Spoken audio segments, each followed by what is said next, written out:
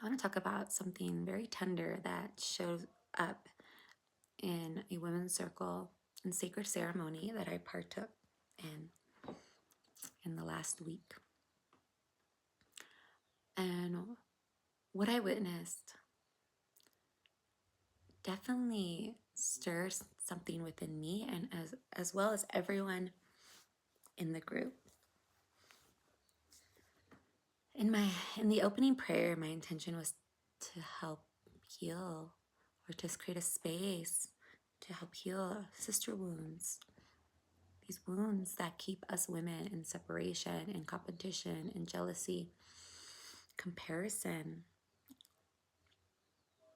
that stem from lack and from conditioning of over thousands of years that the patriarchy imposed on us, making us women basically depend on the masculine for our survival. And yeah, in that way, our beauty, our physical appearance, our our embodiment, right? How we act, how we feel, how we look, all came up, were up for judgment and critique because essentially our survival as women was what depended on us women being good catches for men. So this generational wound that we've carried over thousands of years still lives within us and still arises even today. And we're doing the work today to bring healing, to be the bridge between the old world and the new world as we birth and create the new world from the inside out. And so Richard Rudd talks about this in the Gene Keys, or in the Gene Keys, he's the writer, about this age that we're in, that's the silver age before we get to the golden age. And in the silver age, there's the silver lining where we are responsible of transmuting, healing, harmonizing, bringing back into wholeness the wounds from the past that we carry in our body, that we carry from our ancestors in our blood and our DNA, and with one another as we operate in this relational world. And so I want to share how I process this in the next post. So part 2, what actually happened in ceremony was there was a moment of transition from the fire to an indoor space where we were going to drop into a meditation and a guided journey.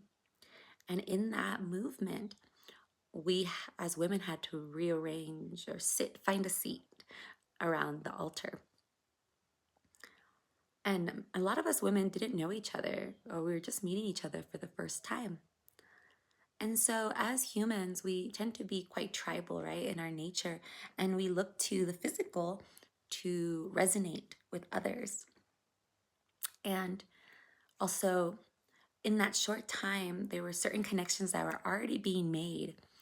And our nervous system then, when we feel a connection with someone, signals safety. So it's very natural for us to, and very biological for us to seek that safety with the connection to those that we already know, or that we've slightly connected with, or that we feel a resemblance with based on our physical appearance.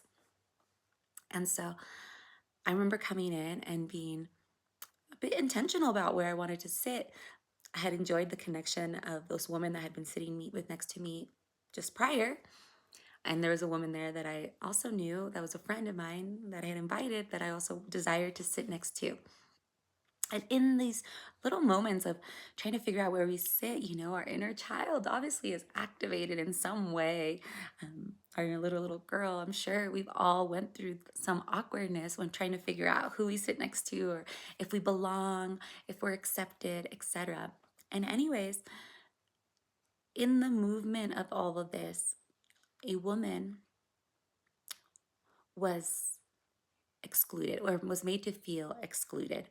when she went to sit down next to another sister. I'm not exactly sure what happened, but from what I heard the sister say, she said something like, "You can't sit here," or don't sit here. I'm not sure the exact verbiage, but the fact is that that woman then felt triggered and got up and said she's leaving, and felt uncomfortable, felt isolated, felt rejected. And she got up and left and made her truth known, which is very valid as well. But what that caused for the rest of us, is still to be fully spoken and integrated. I believe each one of us integrated in a different way. And what came up for me was, yeah, some ancestral work, of course, feeling my ancestors, the ones that have felt rejected, the ones that have felt less than. In this case, there was also a cultural difference between the two women. One woman from one country, the other woman from another. Language differences, cultural differences, physical appearance, and like style differences. And I sat with this and I went into this and I felt how deeply this impacted me because of where I came from, because I am a person that contains Native American, Latin American blood, and grew up in a border in the United States as a second generation immigrant where, let's face it, lots of racism still exists, even to this day, as we can see. And yet, as a facilitator myself, as a space holder, I could assume the responsibility of my own emotions and be aware of what this is inviting me into. And also hold space and see that these two different truths of an experience are valid. This woman that had said that has every right to speak her truth. And this other woman also, when she left. And while I personally can desire that we as women create more of an effort to be inclusive and to be resilient when these things move, or when someone sits next to us that we perhaps don't know, that we create an openness from the heart to explore that connection, even if it doesn't fully resonate in the moment. That's my personal opinion, and I can't impose that on anyone else. What I can do is sit with myself, with my heart, with what it triggers and activates within me, my nervous system, my DNA, my soul memory. And what's interesting, so this circle was focused on Mary Magdalene and her,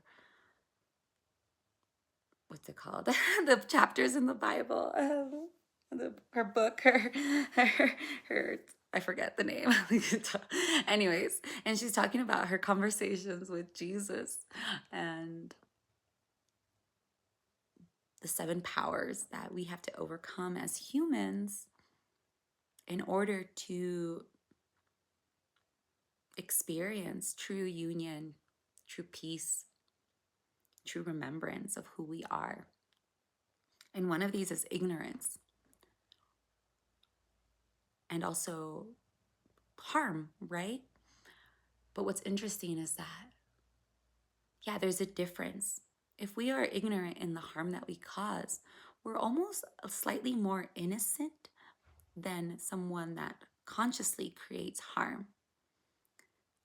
And so there's so many levels to it, because I don't know if this woman was conscious, if she was that she was going to create harm by her comment with the other woman. So I have to assume, to a certain degree, some ignorance on her part. And so therefore, if she's in ignorance, then I can't judge her, which judgment is also one of the 7 powers we want to overcome, because judgment also is very tricky in that it can keep us feeling better than, arrogant, and also creates more separation than unity, than love and harmony. So I share this to be upfront with my journey, not just being a student, but also a teacher, not just being someone that's walking the path, but also someone that's guiding others. Because what I'm recognizing as a feminine leader is, is that there's no absolutes. And this is what makes feminine leadership unique to masculine leadership. Feminine leadership holds multiple realities, multiple possibilities at once. It's a much more complex and intelligent, higher intelligence that is required to be able to move in a space where non-duality exists. And as I'm showing up and wanting to share more of my truth, more of my philosophy, my values, and just more of who I am so that my audience online can get to know me better, especially all of you that are kind of in the periphery, not in my inner circles of ceremony or my one-to-ones or my courses. So you can get a glimpse of who I am, how I operate, how I teach. And now more than ever, as the feminine steps up into leadership, we are remembering sovereignty, true sovereignty. And true sovereignty means that we are sovereign, yes, and we get to express our truth and have our truth and walk our truth. But it also means holding space for others' truth. It also means amplifying and elevating others to find their truth, even if their truth isn't the same truth that you have. And so this is something that I see especially in ceremonial spaces, psychedelic spaces, which holding space and facilitating this type of work is very different, very, very different than the coaching industry or marketing and advertising, where people are selling you on truth and are appearing as confident and secure and are confident and secure in a certain truth, which is great because that's what's worked for them, and they're teaching that and they're sharing that and selling that, which totally okay, like I said. But when it becomes more sensitive is when we're guiding people through spiritual initiations, when we're guiding people through spiritual transformation, because it's a completely different ball game. It's a completely different planet, to be honest, that we're having to operate in. And the feminine has come, the feminine is rising, and the feminine within me is showing me, teaching me that how we hold space as the feminine is completely revolutionary to what we've been told and what we've seen in institutionalized religion and or what are these these cults? I was like, what are they called? In schools, even institutionalized education, where there's a teacher, there's someone that has everything that's teaching you that's right, that this is the way it is, where the feminine intelligence is emergent and it depends on all of the variables that are playing out in that specific moment. And it's dynamic and fluid, where the feminine intelligence changes depending on the scenario, depending on the players and the variables present. Because what could be true in one ceremony or in one instance could be not the truth in another, depending on the person, depending on the experience. It is so nuanced. So feminine leadership requires deeper presence and also a higher intelligence and knowing of non-duality, an experiencing of non-duality, and an ability to hold multiple truths and also be discerning. And that's where the masculine leadership comes in, to help discern, to help clarify, and to contain. And so it's a dance of allowance and containment, allowance and discernment, permission and leadership. And so I share this because my leadership style is in its evolutionary journey as well.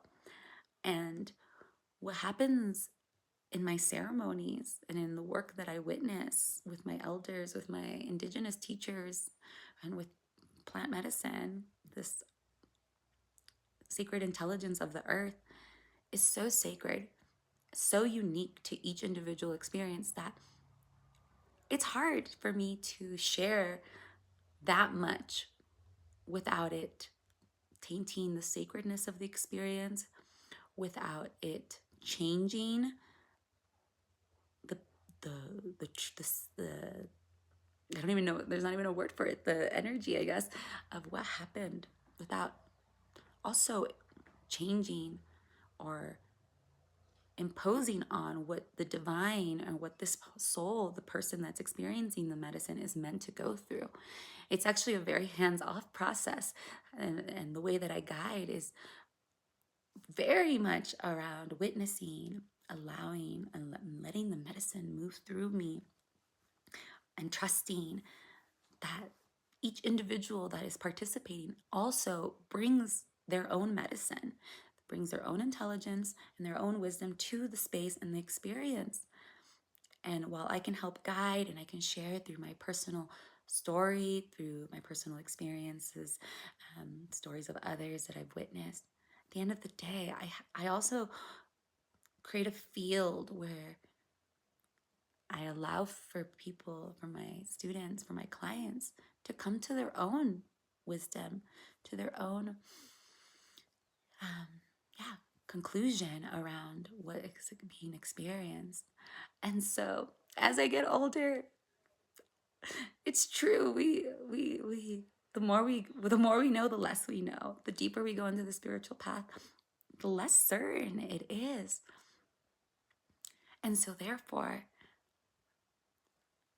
what comes next? How do we find certainty in the uncertainty?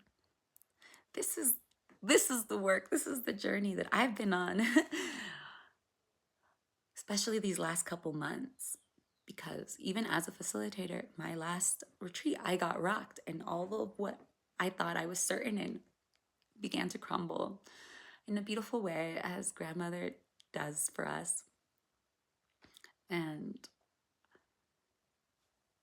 our practices, our meditation, our yoga, our walking, our breath work, our prayer, our direct communication with God each and every day, ritual, habits, practices, routine are what help us contain that infinite possibility in a grounded way while we move day to day in the mystery, allowing the mystery to unfold through us in the feminine way while still keeping our focus, our arrows of intention toward a certain vision, desire, dream that we have for ourselves, or sacred responsibility. And so I leave you with that, this message from the Jaguar Woman, a medicine woman, Jaguar being the fierce protector of sacredness and of medicine, and also the divine feminine force of the earth embodied.